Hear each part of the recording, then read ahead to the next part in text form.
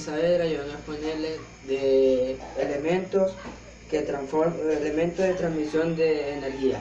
Como elemento de transmisión de energía tenemos un transformador. Voy a dar un breve concepto de lo que es un transformador.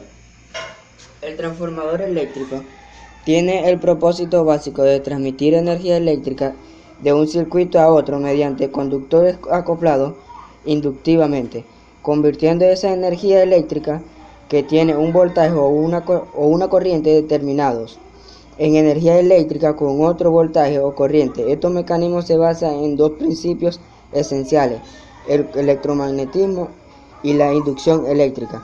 Como podemos observar, tenemos un diagrama donde tenemos el funcionamiento y partes de un transformador eléctrico. Hablando de la parte interna, cuando hablamos de la parte interna tenemos devanado primario y un devanado secundario, donde el devanado primario entra un voltaje primario y en el devanado secundario entra un voltaje secundario. Y como pueden observar, tenemos un núcleo que más adelante se estará explicando cada una de ellas. Devanado primario está conectado a la fuente de energía y transporta la corriente alterna desde la línea de suministro. Puede ser un devanado de bajo o alto voltaje dependiendo de la aplicación del transformador. Núcleo de material magnético es el circuito magnético en el que se enrollan los devanados y donde se produce el flujo magnético alterno. Hasta no hace mucho, todos los núcleos de los transformadores se componían de apilamiento de chapas de acero. Devanado secundario. El devanado secundario es el que suministra energía a la carga y es donde se genera la fuerza electromotriz por el cambio de magnetismo en el núcleo al cual rodea. Las características. Tenemos tipo de instalación. La norma IS 61869-1 clasifica los TCS según su uso en TCP para uso interior y TSP para uso exterior.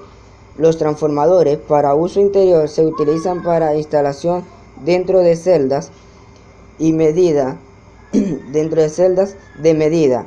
Por su parte, los TCS para uso exterior se utilizan para instalación a la intemperie, por la que pueden estar sometidos a cambios a ambientes agresivos, a lluvia y a los rayos UV del sol.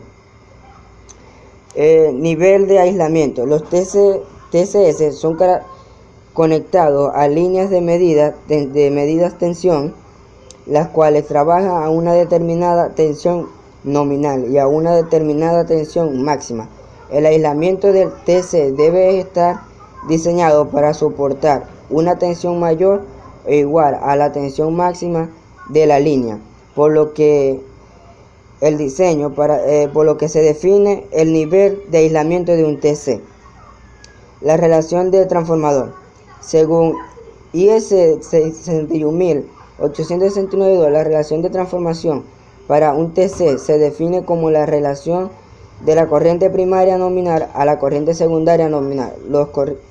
Las corrientes nominales primarias normalizadas son 10, 12,5, 15, entre 20, etc.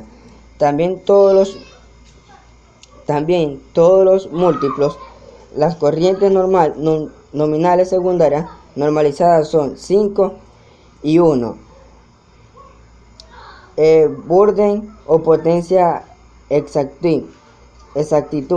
La carga que se conecta a los terminales del devanado secundario se caracterizan por una impedancia ZB expresada en ohmios junto con un factor de potencia en lugar de la carga nominal. Suele proporcionar la potencia aparente que el TC entrega a la carga, la cual es el proceso de IS2Z. Se define entonces la potencia de exactitud o el Burden nominal.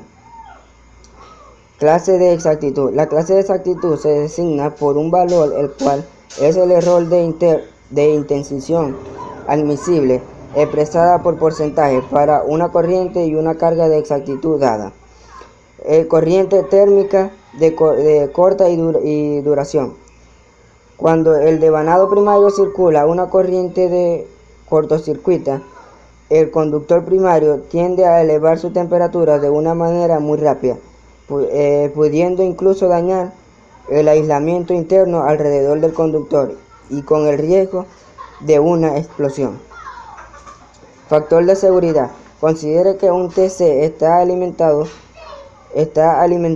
un instrumento de medida y que en un instante dado por el devanado primario circule una corriente de cortocircuito del orden de los K. Dicha corriente se refleja proporcionalmente en el lado secundario, llegando incluso a los cientos de amperios en la corriente secundaria.